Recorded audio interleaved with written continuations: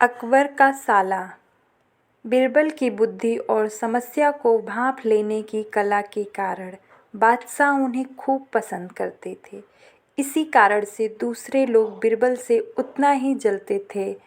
इन जलने वालों में से एक अकबर का साला भी था।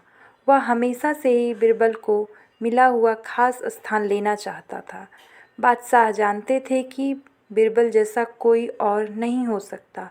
वो अपने साले को भी ये बात समझाने की कोशिश करते थे, लेकिन उनका साला हमेशा कहता था कि वो काफ़ी बुद्धिमान है। इन सब बातों के कारण एक बार बादशाह के मन में हुआ कि अब ये ऐसे नहीं मानेगा, इसे कुछ कार्य देकर ही समझाना पड़ेगा।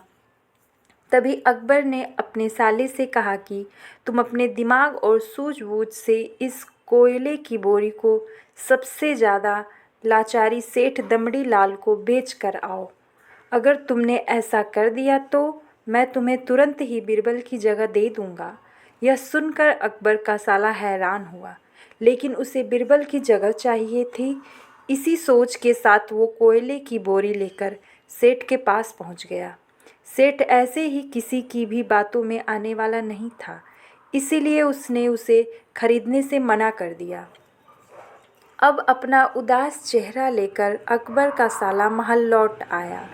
उसने देखा कि मैं इसे बेच नहीं पाया। इतना सुनते ही बादशाह ने बीरबल को अपने पास बुलाया। उन्होंने अपने साले के सामने ही बीरबल से कहा कि तुम्हें सेठ दमड़ीलाल को यह कोयले की बोरी बेचनी है। बादशाह का आदेश मिलने पर बीरबल ने कहा कि आप एक बोरी बेचने के लिए कह रहे हैं, मैं उस सेठ को एक कोयले का टुकड़ा ही 10,000 में बेच सकता हूँ। यह बात सुनकर अकबर का साला दंग रह गया।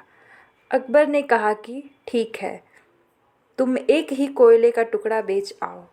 बादशाह का आदेश मिलते ही एक कोयले का टुकड़ा उठाकर बीरबल वहाँ से चले गए। उन्होंने सबसे पहले एक मलमल के कपड़े का कुर्ता अपने लिए सिलवाया, फिर उसे पहनकर अपने गले में हीरे मोती की मालाएं डाल लीं और महंगे दिखने वाले जूते भी पहन लिए। इतना सब करने के बाद बीरबल ने उस कोयले के टुकड़े को सुरमा यानी काजल की तरह बारीक पीसकर एक कांच की डिब्बी में डलवा लिया। इसी भेष में वे महल के मेहमान घर में आए। फिर बीरबल ने एक इश्तेहार दिया कि बगदाद में एक जाने माने शेख पहुँचे हैं जो जादुई सुरमा बेचते हैं। सुरमे की खासियत में बीरबल ने लिखवाया कि इसे लगाने वाला अपने पूर्वजों को देख सकता है। यदि पूर्वजों ने कोई धन छुपा कर रखा है तो वो उसका पता भी बता देगा। इस इश्तेहार के सामने आते ही पूरे नगर में बीरबल के शेख रूफ और चमत्कारी सुरमे की बात होने लगी। सेठ दमड़ीलाल तक भी यह बात पहुंच गई। उसके मन में हुआ, जरूर मेरे पूर्वज ने धन गाड़ कर रखा होगा, मुझे तुरंत शेख से संपर्क करना चाहिए। इतना सोचकर दमड़ीलाल शेख बनने बीरबल के पास पहुंचा। बीरबल ने जानबूझकर उन्हें पहचाना नहीं। सेठ ने शेख से कहा कि मुझे सुरमे की डिब्बी चाहिए। शेख ने जवाब दिया, बिल्कुल लीजिए, लेकिन एक डिब्बे की कीमत 10,000 रुपये है। सेठ काफ़ी चालाक था। उसने शेख से कहा कि मैं पहले सुरमा आँखों पर लगाना चाहता हूँ, उसके बाद पूर्वजों के दिखने पर ही 10,000 रुपये दूंगा। शेख ने बने बीरबल ने कहा कि ठीक है, आपको ऐसा करने की इजाज़त है, बस आपको सुरमे की जांच करने के लिए चौराहे पर चलना होगा।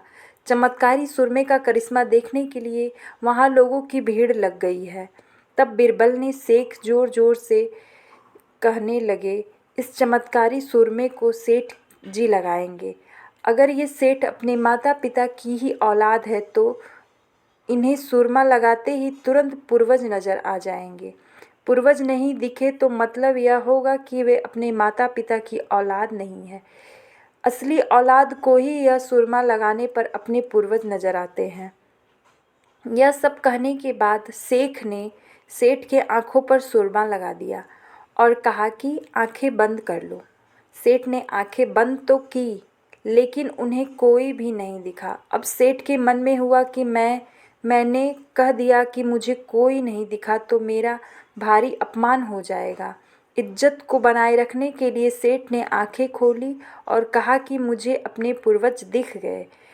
इसके बाद गुस्से में लाल सेठ ने बिरबल के हाथ में 10,000 रुपये थमा दिए।